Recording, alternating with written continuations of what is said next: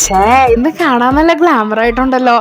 എന്നിങ്ങനെ ഒരാള് വളരെ ആത്മാർത്ഥമായിട്ട് നിങ്ങളുടെ മുഖത്ത് നോക്കി പറഞ്ഞാല് നിങ്ങൾക്ക് സങ്കടം വരുമോ, സന്തോഷം വരുമോ? ഉറപ്പായിട്ടും സന്തോഷം വരും അല്ലേ? കാരണം നമുക്ക് എല്ലാവർക്കും കോംപ്ലിമെന്റ്സ് ഇഷ്ടമാണ്.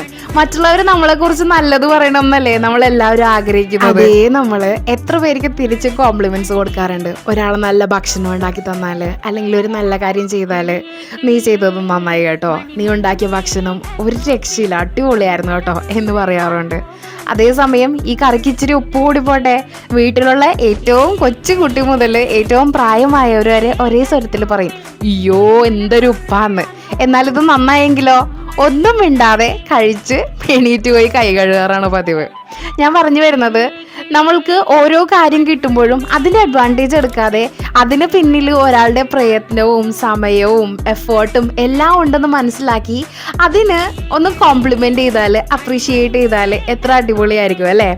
ചിലപ്പോൾ നമ്മളെ സംബന്ധിച്ചിടത്തോളം അത് രണ്ട് വാക്കുകൾ മാത്രമായിരിക്കും, പക്ഷെ ഇത് കേൾക്കുന്ന ആ വ്യക്തിക്കില്ലേ, അവരുടെ അന്നത്തെ ഡേ ഏറ്റവും ഹാപ്പി ആക്കാനായിട്ട് ആ രണ്ട് വാചകങ്ങൾ കൊണ്ട് സാധിച്ചേക്കാം.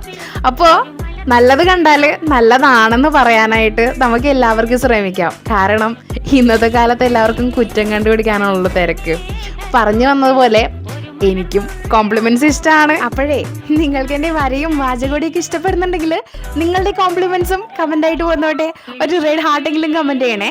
പിന്നെ നമ്മൾ ഇന്ന് കുറച്ച് മോൺസ്ട്രാ ലീവ്സ് ആണ് വരയ്ക്കുന്നത്. ഡിഫറെന്റ് പാറ്റേൺസ് വെച്ചിട്ടാട്ടോ ഇത് കംപ്ലീറ്റ് ചെയ്തിരിക്കുന്നത്. അപ്പോൾ അത്രയൊക്കെ ഉള്ളൂ. വീണ്ടും പറഞ്ഞിരിക്കാൻ അടുത്ത ദിവസം വരാം. Bye from taste talks. Subscribe ചെയ്യാൻ മറക്കല്ലേ.